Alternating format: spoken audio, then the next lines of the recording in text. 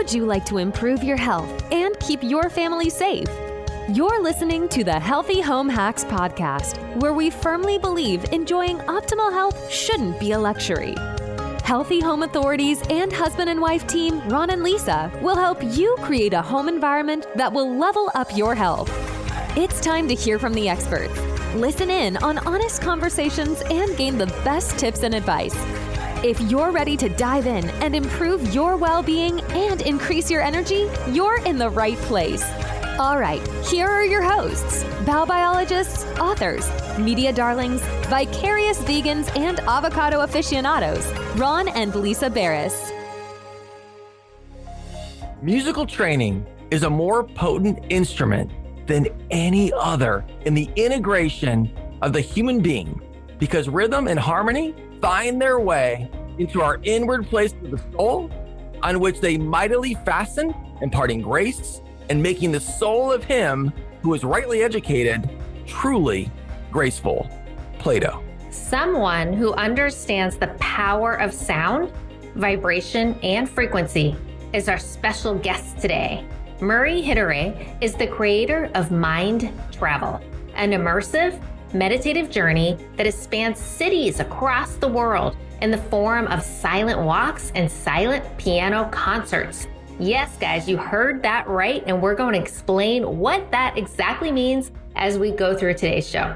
In bringing MindTravel to a broad audience through his digital offerings, Murray's goal is to create the space for people to have a powerful journey, which is at once provocative and reflective, healing and transcendent.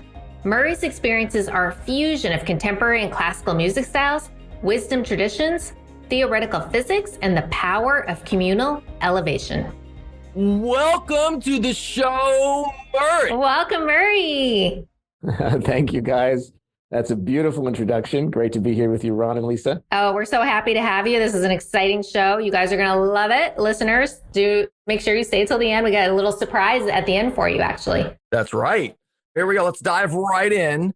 Murray, can you share with our listeners what your background is in music and what led you to create MindTravel? Absolutely. And by the way, I love that you kicked off with that Plato quote, because it really points to the fact that music as a phenomenon of human expression is something that dates back to thousands and thousands of years ago. It's the earliest human expression that connects us emotionally, spiritually, physically. I was thrilled to hear that. And of course, it's evolved over the years, but it's something that remains such a powerful modality for healing and for connecting with each other as human beings, no matter what the age, no matter what the era, thousands of years ago or today.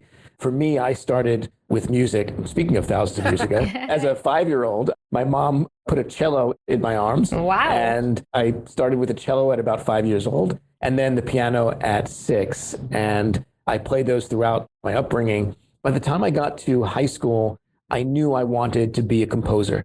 I felt like I had my own thing to say with music, whereas other people might have wanted to perform the classics, the Beethoven, the Bach, Chopin. I loved playing that, but I felt like I also had my own thing to say with music and not just interpret the music of others. And that started for me in high school. And by the time I got to university in New York, it became kind of a bigger and bigger calling for me. And at the time, it also started to fuse with my other deep interest and passion, which starting at around 16, 17 years old was Eastern ideas, Eastern philosophy, in particular meditation in the Zen Buddhist tradition. And I had the opportunity to travel to Japan, and I lived in monasteries. And I also picked up the music from Japan, the meditative music of Japan, in the form of the Japanese bamboo flute called the shakuhachi. Oh, I played that too, Murray. Yeah, of course. Wait, that sounds like a... Who doesn't? I mean, Ron, who doesn't play the shakuhachi? Who doesn't play? I was going to say, is that a sushi roll? What's amazing is that they developed this whole repertoire of music back hundreds of years ago, specifically for meditation. And the monks of the 17th, 18th, 19th centuries would play this music. It would regulate their breathing, and they would walk the countryside, and they would sit in these monasteries, and they would play this flute. So I was traveling in Japan, found this flute and found an incredible maker, and then found a teacher and studied with two of the great masters in the world. And it really influenced my piano playing as a Western classical player. Those worlds fused together and created the language that I express in today at the piano through what we call MindTravel. And so in my 20s, I actually was in the technology world to pay the bills and to make a living. And I had a piano in my office, and I would play music at the end of every crazy startup day with all the fires you got to put out and all the busyness and the pressure and the stress. I needed a way to balance that and turn to the piano, and I would play all the stress out of me at the end of the day. Wow. And I knew I would go back to the music at some point. I didn't know exactly what that was going to look like, but eventually it became what today is called MindTravel, which I tour around the world. Wow, that is so fascinating. What an interesting life you've had. And good for your mom for getting you into music so early. I always wanted to play piano, and it just really didn't happen until I was an adult, and that didn't last very long. But I know it's such an amazing gift to give to your children and really to yourself. I mean, anyone can learn to play as an adult. And I think, you know, Lisa, what I hear a lot from folks that come up to me after concerts or will write into me is that maybe they played a little bit as a kid, but then after they come to a MindTravel, there's something that is reignited inside of them, and they feel the call of the music again, and they'll write me that they dusted off their piano again. Oh, that's they so nice. Sat back down and started to play again, and to feel the music go through them. Yeah. Playing an instrument is not about necessarily performing on stage. We do it first and foremost for ourselves. And that's the real beauty of playing an instrument and being in music and in a musical life. That's the real, first and foremost, the most important. The passion, right? And not feeling like, oh, I have to go out and be a musician and sing at coffee houses. This is just something I do for my soul. Another creative expression, whether that's cooking or painting, it's just another form. Absolutely. Yeah. You know what really happened was 150 or so years ago with the invention of recordings. That really, unfortunately, killed most kind of amateur musicians because now, why do you have to know how to play the piano at a certain level if you can just get the recording of a Mozart or a Beethoven sonata? Murray, that's exactly why I quit when I was 7. I knew that. Exactly. All those sonatas you were playing.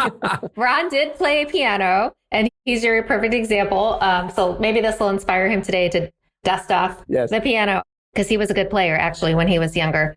Can you tell our listeners what exactly is MindTravel for those who've never heard of this before? Yeah. It started out as my own personal practice. It was what I did to kind of de-stress, balance, and reconnect. And I would sit at the piano for half an hour, and I would just play any emotional stress out of me. It was a form of improvisation that I would just kind of let it flow. And when I did my first public event, that's exactly what I did. I didn't change the format at all. And it was a little counterintuitive dealing in a world, right, with everything is short form, 15-second videos, 1-minute videos, everything is super short. And here I was coming and saying, I want you to come and I want you to kick back, get comfortable, and listen to an hour long without interruption. No phones, no interruption. Oh, gotcha. And what was so beautiful, and even though it's counterintuitive, but what was so beautiful is that people were able to drop right into it. And so it's very, very seldomly in our lives, and we're so busy. We have so much distraction, especially digital distraction, that we set aside the time to actually reflect and just be with our thoughts and be with ourselves. Right. And that's a very rare commodity now. We just don't have enough of that time, but it's so valuable. And so that's what MindTravel is. It's this space for reflection, for contemplation, to allow the music to open something up. And music, as we know, is, especially Ron knows, given his tremendous... I don't like to brag about it, Murray. This is your moment to shine, okay? He's a child prodigy. Right? Don't let Ron upstage you. 7-year-old. Right, exactly. But we know that music is the language of emotion. What do we say when we don't have the words for something? If it's just something maybe that's too painful to describe, we say when we don't have the words, we turn to music. And that's the role that music can play. And it certainly played that role in my life. Back before I formally started MindTravel, I went through the most difficult time in my life. And like many of us, we go through grief, we go through loss of a loved one. And that's what happened with my little sister. She was 23 and she died in a sudden and tragic accident. I was actually there witnessing it with her, and it was just a horrific situation. Nothing that anyone should ever go through. Sorry you went through that. But thank you. But if you do go through it, then what do you do with your life after that? I barely could even wrap my head around how to pick my life back up and get it back on track. But I turned to music. And of course, I had family and friends and support, and that is critical because you don't want to grieve alone. We want to grieve in community. There's such healing in community. And music was the perfect complement to that because it allowed me to get the pain out of me and just be released from it. Because there truly were no words for something as horrific as that, as tragic as that. Oh my gosh, I'm sorry that happened. I did read that, your story on your website. And I think we've all gone through some sort of tragedy, or whether it's a sickness or everyone, no one's immune to that. By definition of being human, we're all going to be touched by grief. We're all going to be touched by loss. The real question is not whether it's going to happen. The question is, how are we going to react when it happens? Right. How are we going to show up in that moment? Yeah. Are we going to collapse into it and just disappear and dissolve, and the rest of our lives are just kind of numb? Yeah. And that many people take that road, and they numb themselves through alcohol, through drugs, through TV, through sex, through a million different distractions. But is that living, or is that a form of the living dead in a way? Yeah. And so for me, it was that's like, profound. how do I live my greatest life, even with this having happened, right? Despite this. Yeah. And maybe in a sense, like come through the other side completely transformed. And music is what opened that up for me. You go through something like that. And again, it could be a breakup of a relationship, a divorce. It could be a business going under. All these kinds of different species of loss and tragedy. And they're all heartbreaking, right? Yeah. And the question is, now that our heart gets cracked open, what is the opportunity? And for me, it was, okay, now that I've been cracked open, it was now the light that was within me that I didn't even know I had to that extent was able to shine through to the outside world. And for me, it was through my music. Yeah. And that's what I discovered. Wow. That's what I discovered. Was your sister big into music too at the time? Oh my gosh. She was a dancer. Oh. She was a brilliant dancer. Oh, wow. She would listen to my music all the time. But she was a dancer. And also, even at such a young age, she started her own school to help little girls. It was a dance school, but really what she was teaching them within all the hip hop moves was actually positive body image, self-esteem, self-confidence. That was the real message. That was the real teaching in between the recitals. 1, 2, 3, 4, right? Yeah, that's a huge, you guys are both pioneers. It's like you were ahead of your game in a way, because those two, such major issues right now that people struggle with. You talked about kind of almost like the zombie type lifestyle. Are you surviving or are you thriving? Are you just getting through your day? That's right. And I read that quote, we're not here to work, make money, buy things and die. And a lot of people do get stuck in that sort of survival cycle, and it's all just make the money, do this. And what you're doing is so important, and what you're talking about. And when you said that you would play the music after your workday, can you imagine if that was integrated into the workplace? And now they're cutting music out of schools a lot, I hear. So kids are getting less of that too, let alone adults who really need it. So that's so important. It's just so more important now than ever. Wow.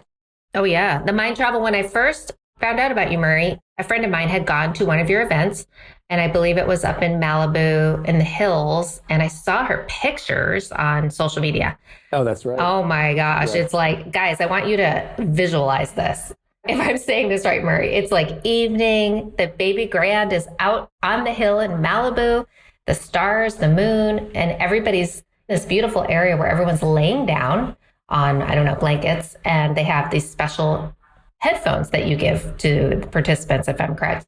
And they're just in a Zen kind of state as you play and sort of transport them into this relaxation state. Wow. Did I say that right, Murray? Yeah. Perfect. Okay, I wasn't perfect. there. I'm gonna record that and use that in our marketing. I wasn't there, but that's what I felt when I saw the picture. I was like, I need to do this. Yeah. When is the next one? Then COVID came and it was like, oh no. I think you haven't had any actual live performances, correct? No, we haven't done any in-person events because of the safety issues and COVID regulations, but we can't wait to get back out there, and hopefully a little bit later this year, now that the vaccines are well underway and things are hopefully settling down a little, we can get back out there. We've been doing them virtually, which actually has had its own incredible upside, because now people can join in cities that I just don't get to that often. And so they don't have to be in the city I'm in. Now they can tune in from anywhere. But to your point of these outdoor kind of nature-based concerts, one of the challenges of playing outside in nature on a piano is that it's an acoustic instrument and you can barely hear it if it's out in nature and you can't harness the sound. Murray, I knew that because I'm a musician as well. Exactly. And you're also an audio engineer, of course, as well. And the Star Wars anthem was Ron's claim to fame. There was no claim to fame. I'm just joking. So how is the audience going to really hear it and have an intimate experience with the music? And that's when I had this kind of eureka moment. I was like, well, what if the whole audience was wearing wireless headphones and I could beam the sound right into their minds? And it would be super intimate, super direct. And it's almost like, Lisa, everyone in the audience has a front row seat, no matter where they are in nature, right? Because of the headphones. And I did the first one at the beach here in Santa Monica. And you're looking at hundreds of people with these headphones on. And some of them are lying down on blankets and they bring beach chairs and all that. But what's cool is that at one point you can look around and some people stand up and they walk to the water. They're standing in the ocean up until their knees or even their waist with the headphones on and taking in the music. And they're connected, like fully connected and immersed in nature. That's so cool. And we know that while music has healing power, nature is so healing. And now we're combining the power of nature and music and community with everyone together, participating together. And you look around and everyone's having their own experience. It's very personal, right? It's very intimate. Yet we're all having that intimate experience together. And that's the magic, right? That is the magic. Yeah. Who needs box seats when you can have nature and you can lay down in the grass and look at the moon? That's incredible. Don't cut corners. That's fantastic. That's excellent. Yeah, exactly right. I was curious. So we hear so much about meditation these days. What is the importance of meditation? And do you recommend everyone incorporate this into their lives? So when we go through our lives, Ron, the most important thing is truly the mindset that we have in any given moment. And what I mean by that is kind of how we see the world, right? Our experience of the world is not an absolute thing like the way it is out there. It's actually the way it is in our mind. It's like our perception of it, right? It's our perspective on it. So that's why you can have two people in the same situation, but yet they both have two very different experiences of it, right? And that's mindset, right? It's like how you think about life. And it's all the stuff that goes on in your mind. Murray, not to stop you there, you said people have two different experiences. I envisioned you playing the piano and me playing the piano as a 7-year-old, and we both felt the same about how well we played. Is that true? It's exactly right. But one person's not right, one person's complete. Everyone thinks he's fantastic. There you go. Okay, case proven. So essentially, the quality of our life is really dependent on the quality of our mindset. So if that's the case, how do we improve the quality of our mindset? We want to create space, because instead of being reactive from our conditioning, from kind of the stories we have from how we grew up, or just the role modeling that we've experienced, versus kind of having any real sense of choice in the moment. That's what we want. If we all want more freedom in our lives, and freedom is defined by how much choice to act and behave in that moment do you really have? And most of us are reactive. We just respond out of conditioning. We don't even think about it. Something happens and we just react without any space, just impulse. And there's no freedom in that. We think we're free, but we're not truly free. And so meditation, what MindTravel does, is it gives us the training, it builds the muscle of creating some space, even if it's a second, between stimulus and response, right? Meaning something happens, someone cuts you off in traffic, and what's your immediate reaction? You want to honk, you want to flip them, you want to scream, Meditate. whatever, Meditate. right? Meditate, Murray. Or you've got a second of, oh, I can create a little space and be like, okay, I'm cool. I'm not going to let that give me a rise, because then the other person has control. They're now controlling you. Yeah. And that additional stress is not going to help you, because you're going to take that back into your life. You're going to go home. You're going to take it out on your partner, on your kids, on whatever. So to be freer, to have more peace, more tranquility in our lives, we must build this muscle of creating space and choice in our life.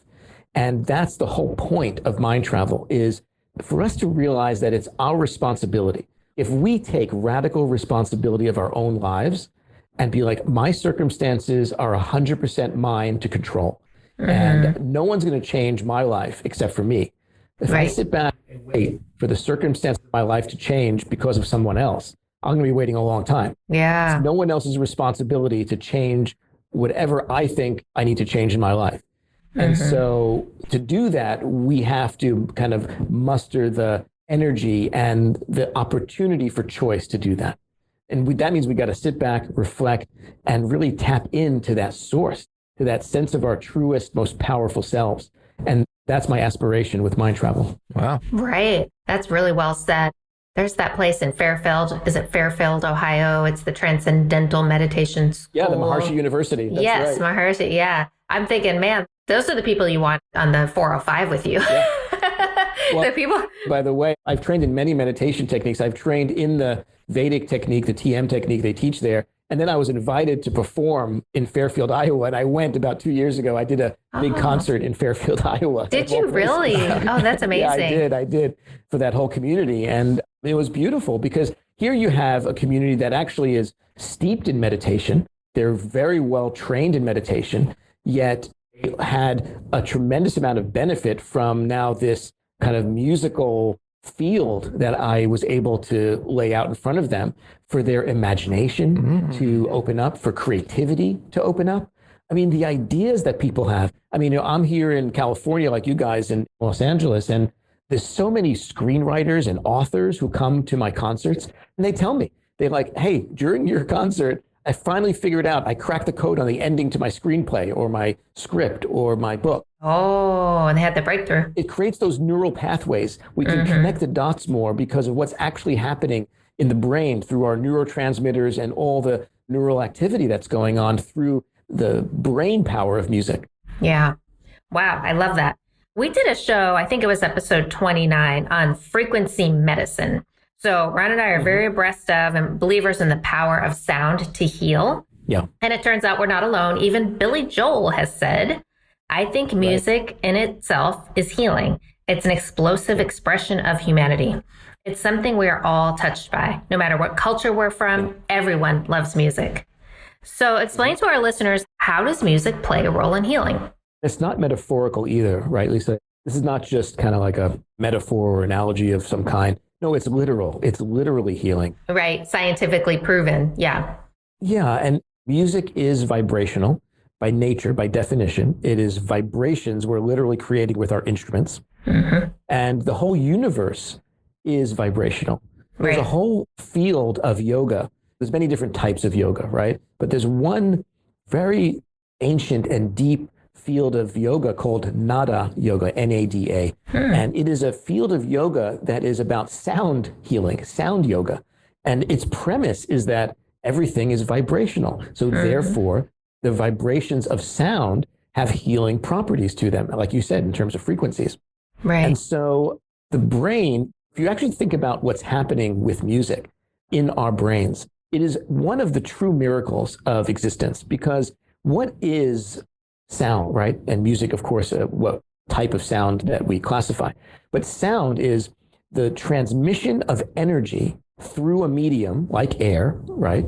And I hit a note on the piano, and that's energy, right? The hammer hitting the string, there's energy there. The string vibrates in the dissipation of that energy. And then the vibrating string moves, it literally moves the air molecules around the string. And then a cascade, like a domino effect happens. where one air molecule hits another, hits another, hits another, all the way to my ear. Okay. And it's just a movement of air molecules. It's just energy moving through the air. Now, when it gets to my ear, there are thousands of little tiny microscopic hairs, about 3,500 of them in the inner ear, which the air molecules hit, they touch it. And each one of them is at a different size to pick up a different frequency. You're kidding. Oh, wow. That's how crazy this is. Okay. Yeah. And then what it does is it translates that movement, the movement of the actual little hair follicle moves and translates that into an electrical signal going into the brain, into the auditory cortex.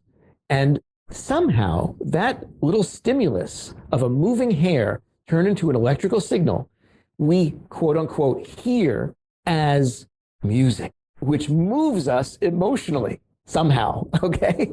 So that's the miracle of music, because the sound we hear is not happening out in the world.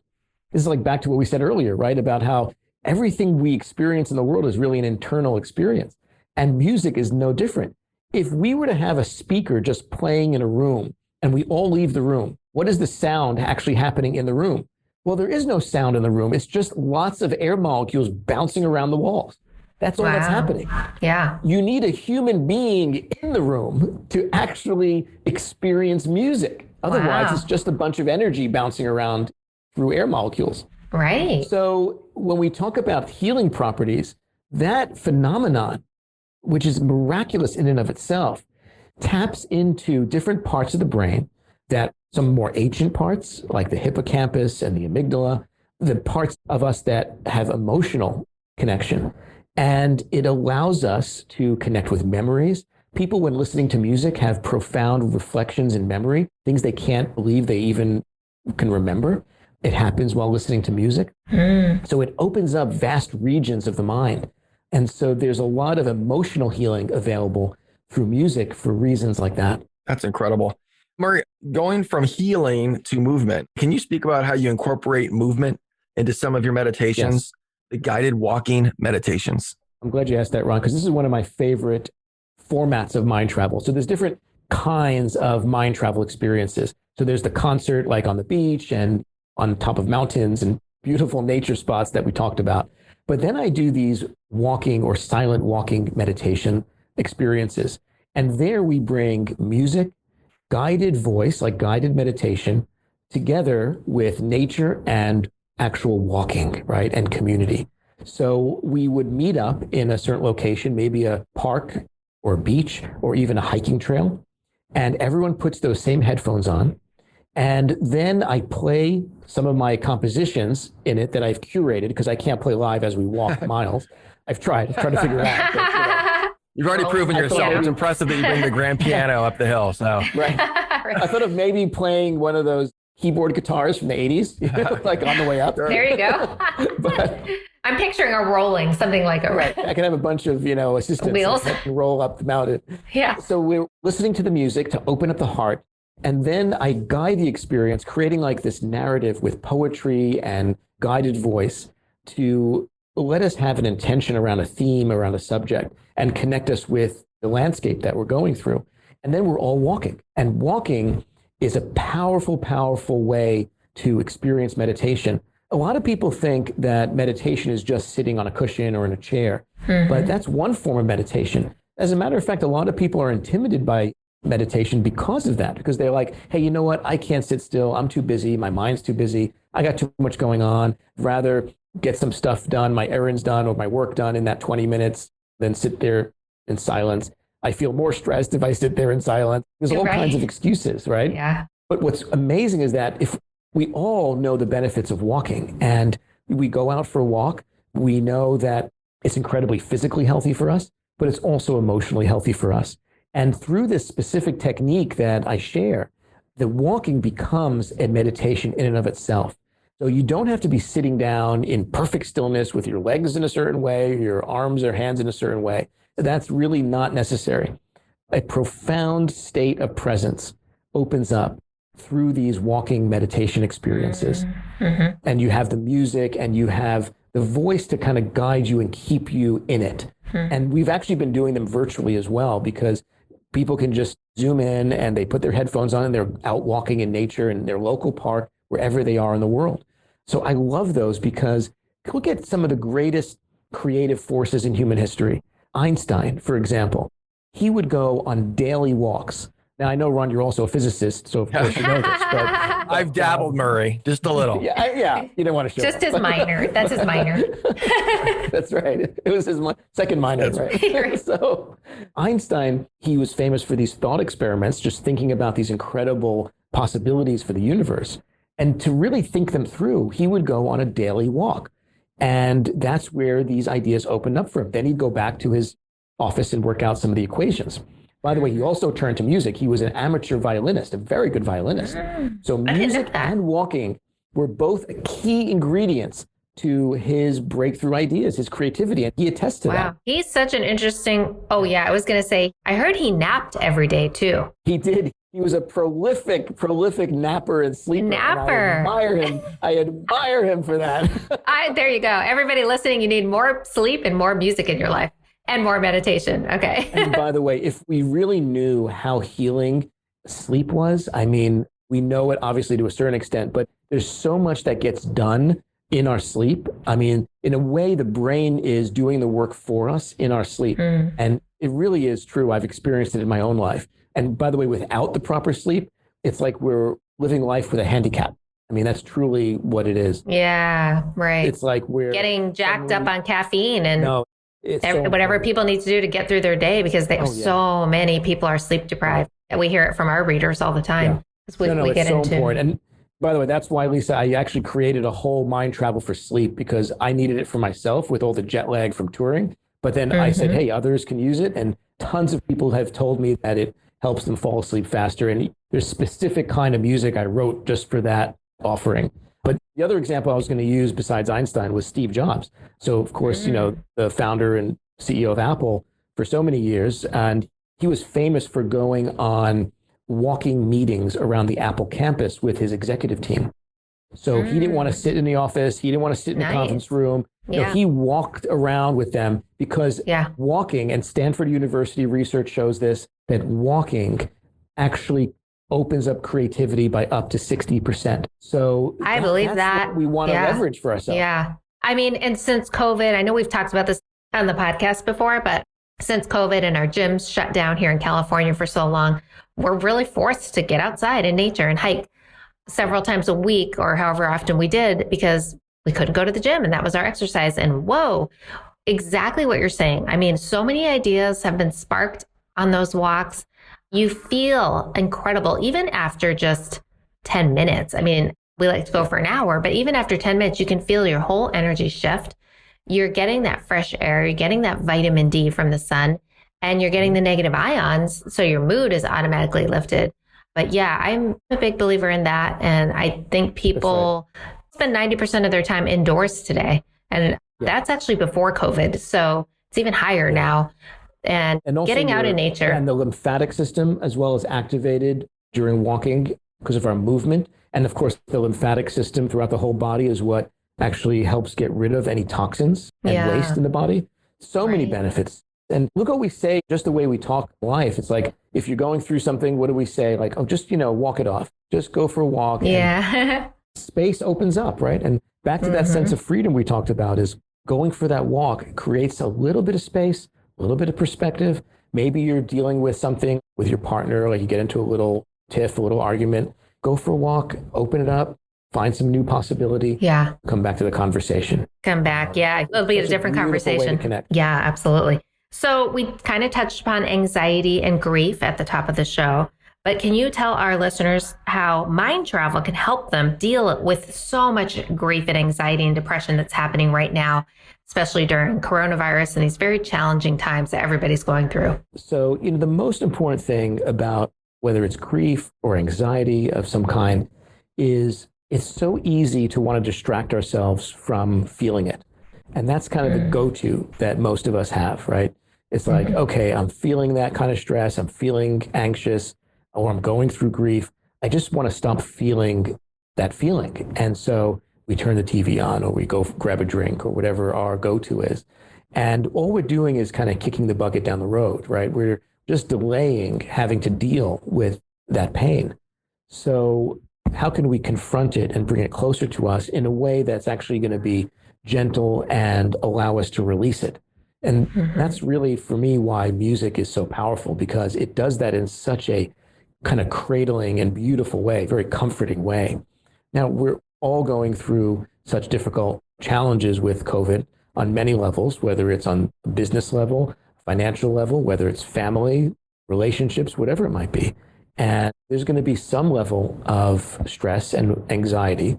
So we need to manage it on a proactive level and not let it accumulate too much. So even these little practices, these little things we do every day, even if it's a 10, 15-minute walk, even if it's listening to some music, all these add up to kind of reduce that accumulation. The accumulation, that's what's going to get us. Because then the accumulation is what can embody, right, in terms of, become somatically embedded in our physicality and turn into some kind of more chronic disease through that tension. So we want to avoid that. We don't want those long-term problems. But the only way to avoid those long-term problems is to have kind of short-term, immediate, daily maintenance, proactive actions that we take. So that's why I create all these experiences that we create, because then people can come, hey, every week they can come check in, do something live with us, or do something on demand where they can just pop it in for 5 minutes or 10 minutes or do the full hour and really go for it. Or things for sleep, so you get a better sleep, because during sleep, we're processing so much of our anxiety during sleep and wake up fresh, right? So it all adds up. It's like a puzzle with a whole bunch of different pieces. And all we have to do is a bunch of easy things, simple things, but when you add them all up, they have a profound impact. Yes. Well said. So Murray, if we get a few hours of sleep the night before and we're feeling anxiety, I understand that you have a few simple breathing techniques that you use daily to help yourself. Can you share that with us? Absolutely. And of course, the power of breath. I mean, there's so much research now that shows how important kind of the way we breathe is. So of course, first thing is we want to limit the amount of breathing we do with our mouths. We want to breathe primarily through the nose. Both in and out is really the best way to approach it. Murray, not sorry to stop you, but does snoring count? If so, Ron's specializing in that as well. I'm starting to master it. It's excellent. He's starting to master. He's a Jedi. I'll leave that one to Lisa. Well, snoring can be a pathway to awakening, Ron. I told her. I told you, Lisa. Oh, gosh. I'm never going to hear the end of that now. Thanks, Murray. Thanks a lot. Right, which is Lisa smashing you with a pillow. That's the awakening. Yeah, exactly. I had a different vision. I guess two different perspectives. Exactly. But when we breathe through our nose, it serves two functions, probably others as well, but two main functions. One is it actually filters the air. That's what the nose does. So we're getting clean air in us, and it also warms it up. So it's a more comfortable, less shocking experience for our lungs and our whole diaphragm system. So if you breathe in through the mouth, you don't get either of those. It's just too direct, right? There's no filtering and warming. So it's much better for our whole nervous system to have the warm, clean air going into us and out of us. What I like to do is... It's the hair in our nose that actually filters it, the hair. That's what's filtering it. Exactly. Yes. That's what's filtering so you guys, don't give nose hair such a bad rap. I mean... That's right. It has a place. Yeah. That's right. Everything has a purpose. Everything has a purpose. It's not the prettiest thing to think about. No. So we can do a few breaths together, guys, if you like, but it's very simple. A 5 count in and a 5 count out. Let's do it. And through the nose. So you're welcome to close your eyes or keep them open and just gently breathe in through the nose to a count of 5. 1, 2, 3, 4, 5.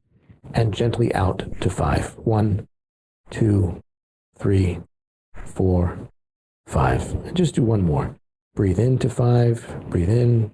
2, 3, 4, 5. And out. 2, 3, 4, 5.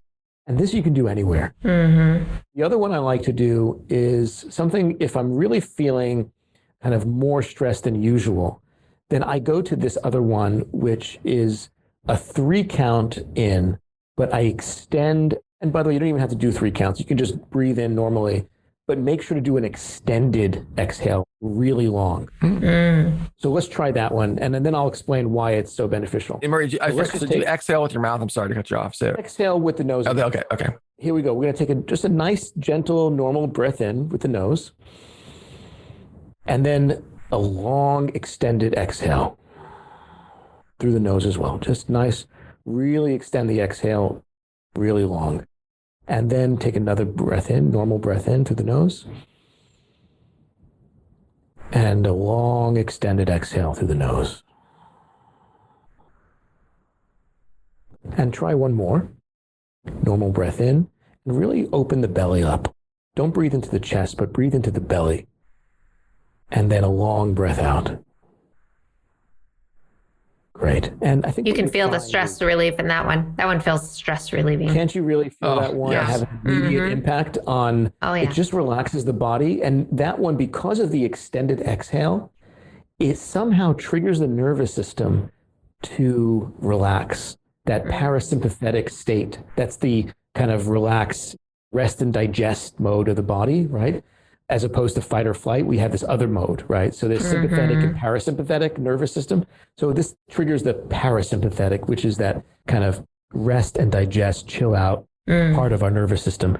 And it all takes is, what does that take us? 5 seconds, 10 seconds? I mean, Isn't that crazy? And it's a simple technique that we can do. Now you start doing that a few times a day, right? You don't need to have a meditation cushion. You don't need to put a scented candle on. You don't need to dim lights. You should not put a scented candle. All you got to do, you can do it That's in my your healthy car. home tip. No scented candles. Right. You can do it in your car. You can do it at a light. You can do it at a red light. I mean, you can do it in traffic. Yeah. You need to do it in traffic. Sure. And we should. And it's available anytime. And we have it with us because we can breathe wherever we are. Thanks for sharing. So That was a good tip. These are the little things that add up, Ron. Those are the little things. Now you start adding a little music to that and you're breathing and suddenly your day is changed. Yeah, that is so true. I use that first breathing technique a lot, actually, when I'm nervous.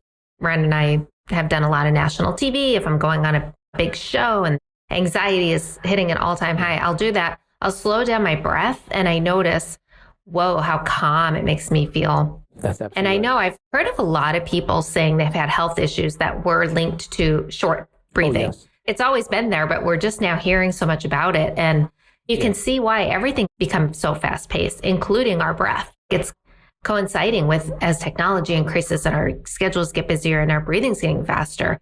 And so this is really important. Listeners, make sure to slow that breath down. Absolutely. Oh my gosh, I love that. Yeah. Typically things that have the word fast in it aren't necessarily the best for us. Fast food, not the Like best. food. Yeah. Fast breathing, not great. Fast Yes. sex, not the best sex. Well, No. I mean, sometimes it could be great. It depends what's going on. Right. That's another show, Murray. That's a different show. That's a different show. Okay. So I noticed on your website, you have something called the MindTravel Mastery Program. What is that? Right. So we've had so many folks attend the live events all over the world. But then what happens when I go to the next city or I come back home? How do they stay in connection with MindTravel, right? And how do we kind of maintain that community? And then, of course, when COVID hit, it became even more pressing. It's like, okay, now I can't even tour out there and travel out there to go to people where in the cities they're in. And we had a schedule, guys, that was 70 cities in 2020. Oh, wow. And I did 10 of them in the beginning of the year. And then mid-March, everything got shut down. So we had to cancel it all. And that's, wow. tens and tens and tens of thousands of people that was not going to get in front of again. Right. So then I said, okay, well, we're going to go to virtual, but I want to create a real home for people, not just come to a one-off Zoom event or Zoom concert, but real place where we can all learn from each other and grow together, and where we can remind each other of these kinds of practices, just like the breathing we did and the music, and not just that, but also kind of ideas of how to live best life, meaning how to bring mastery to day-to-day living, right? What does that mean? So we get a master's in a certain subject in university, but how about having some kind of mastery in life? And I describe that, the way I define that is bringing more and more excellence to the moments of each day. And that's really the key. In the mastery community, through these events we do throughout the month, we explore human topics, like topics that we all relate to, such as love and relationships, such as the flow state. What is the flow state? How do we get into the flow state? How do we create more flow in our lives? We look at emotions like resentment and contempt, which, by the way, are the number one emotion for the dissolution, the breakup of relationships. It's why relationships end. So how do we identify? Wow, resentment? And that's interesting. Yeah, resentment and contempt. Because once you feel that kind of resentment to your partner, it can then go to contempt, and then it's just, there's no going back. Oh. And so you almost dehumanize the other person because it's way past anger. It's way past anything like that. And Right. so those are the kind of things we want to distinguish and build better emotional muscles with, so we can identify it. And then what do? We use music, and we use the meditation. We use the walking meditation to then reflect on it and then actively make a change in our life to open up more choice. Mm-hmm. Ultimately, that mastery, that excellence is about living a life of more freedom. That's truly what it is. Yeah. So it's about putting the music to work for us as a real tool for reflection, so that we can lead a deliberate life, like a life well led, not just by default, not just going through the motions, and all of a sudden 80, 100 years goes by and we're like, okay, that happened. Like we were sleeping for half of it. So Right. that's really the point. And that's what mastery is about. Not to put you on the spot, but I'm curious about this because Brian and I, as we were learning about frequencies, like I talked about with music, we did a lot of theta and binaural beat type healing sounds and things like that in our life. And one of the things that we had learned is the frequency that the music is set to is 440 hertz, whereas nature, it's 432. Did I get that right? Mm-hmm. Nature operates at 432. Were we listening to the right Are one? you familiar with that? Yes. No, and that a lot of musicians in the healing space actually change that. They change the frequency of the sound. Mm-hmm. And you can find these healing meditations that are at this other frequency that music typically isn't. Yes.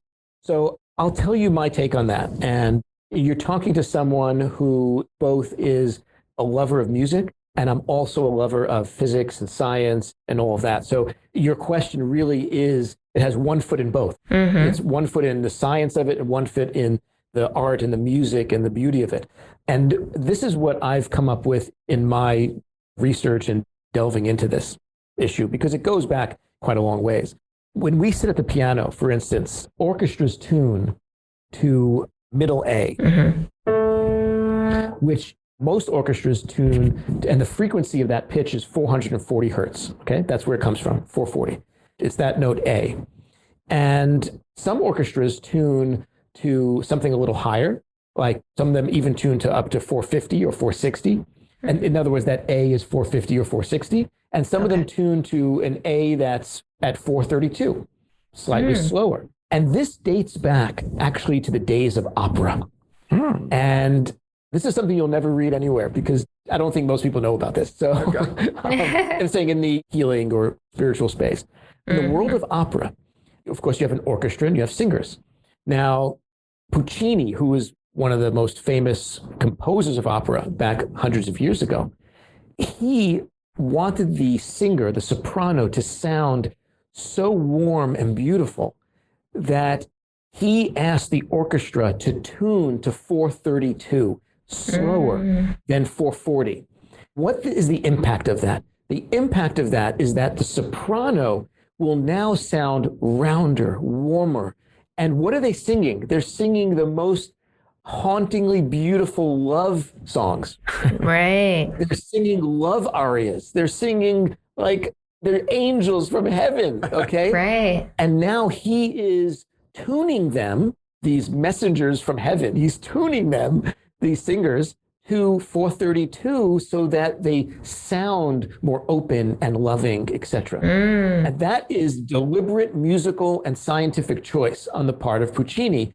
And now, at the same time, you have orchestras like, I believe, the New York Philharmonic for many, many years would tune to a faster frequency, to a higher frequency, like a 460 even. Why? Because that would produce more energy. Right. If it's a little higher, it would be more charged. It would have more energy to it. And then the orchestra playing the same piece as another orchestra playing at 440, the orchestra at 460 would sound a little more energetic, a little higher. Yeah. And that was again, an artistic and scientific choice for a different intended purpose. So I think that's really what's going on here, is that the slower 432, to our ear, to our sensibility as human beings, it actually sounds more warm and open. And that's why we attribute that kind of love frequency to it.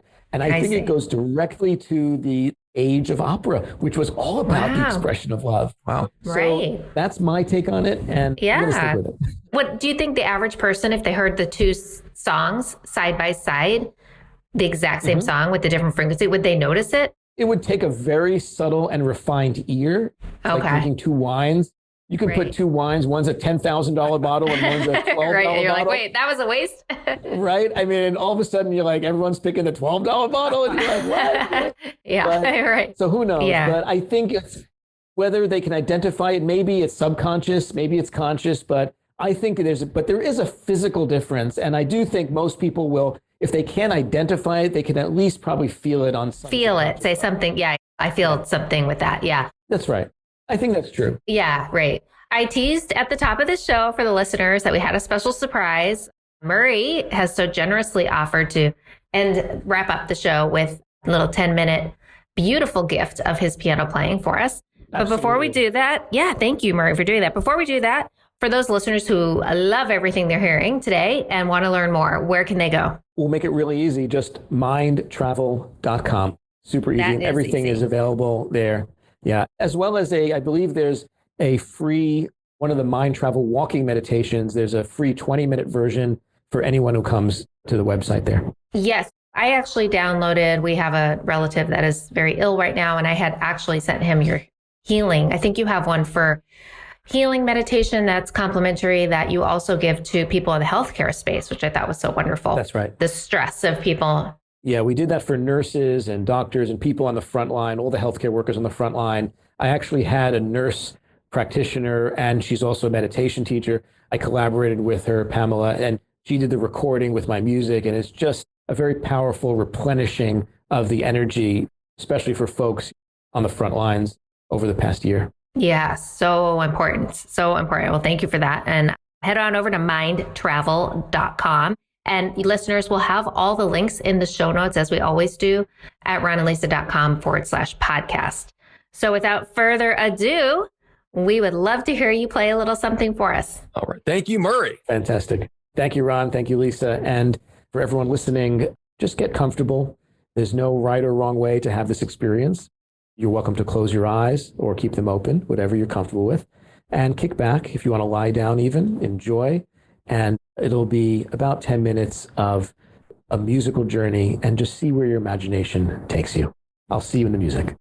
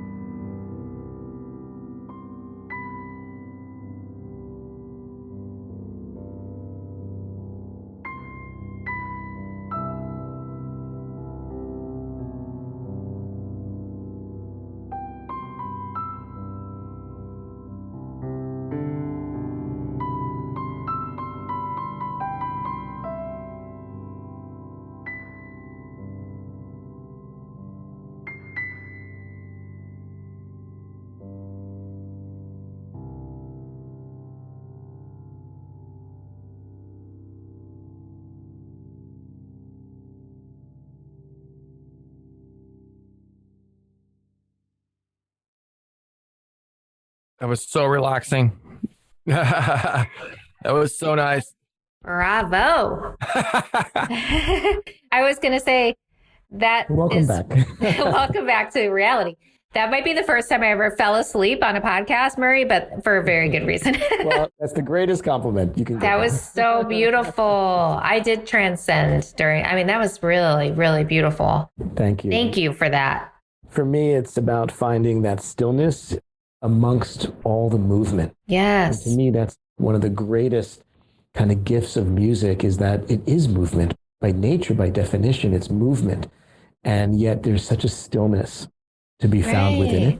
Yeah. And just like our lives are like music. And each one of us is our own unique song and piece. But there's a lot of movement in our lives every day, right? Sometimes it's overwhelming. But there's a stillness also to be found. Just like the music, there's a stillness that we can find to be found in the music of our lives if we pay attention, if we listen for it. Oh my gosh, so wonderful. This was such a treat, Murray. Thank you again so much. I know our listeners are going to absolutely love this. Is a special podcast. Well, there you have it, friends. I hope you enjoyed today's show and that it was music to your ears as it was mine and Ron's, I know. Thank you so much for being with us again, Murray. Thank you. What a joy to talk with you both, to be with you guys. Thank you so much. Absolutely. And to find all the links to today's show, head to ronalisa.com/podcast. You can learn more about Murray at MindTravel.com. If you weren't moved, I know you were, go to MindTravel.com to get moved again. That was incredible. To keep on moving. Thank you for joining us. And I'll see you guys next week to find out what the heck is going on in your home. Bye, everyone. This episode of the Healthy Home Hacks podcast has ended, but be sure to subscribe for more healthy living strategies and tactics to help you create the healthy home you've always dreamed of. And don't forget to rate and review so we can continue to bring you the best content. See you on the next episode.